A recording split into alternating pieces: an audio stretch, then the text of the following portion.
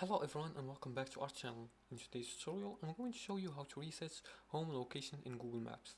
Your home location in Google Maps is used for quick directions and easy access to your most frequent destination. If you need to reset or change your home address, Google Maps makes it simple to update your home location so that you can receive accurate routes, recommendations and faster navigation. And here's how you can reset your home location in Google Maps. The first step is to open Google Maps on your device. And to do that, just open the Google Maps app on your phone or go to Google Maps on your desktop. And you can do that by opening your web browser and then going to maps.google.com.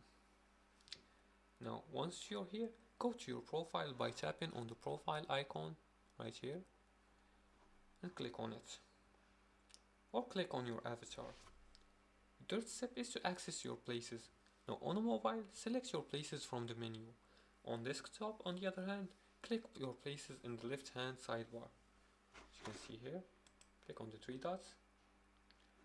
And as you can see here, add a missing place, add your business place, etc. The fourth step is to find home location. Now under the label section, you'll see home listed. Click edit or remove if you wish to update or reset your home address.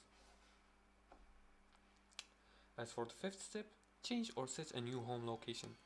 To set, click set home address and enter your new address in the search bar and manually select the location on the map. And if you want to completely reset, you can choose to remove the home address and set it later. As for the sixth step is to save your new home location. Now once you've set the new address, it will be saved automatically and Google Maps will now use this as your default home location. Resetting your home location in Google Maps is a quick and simple processing that ensures your directions and map shortcuts are accurate. Whether you've moved or just need a change, follow these steps to keep your navigation experience up to date. And this was it for today's tutorial. If you liked this video and found it helpful, please like and subscribe, and feel free to leave comments below the video if you have further more questions about this topic. Thanks for watching and see you again in the next tutorial.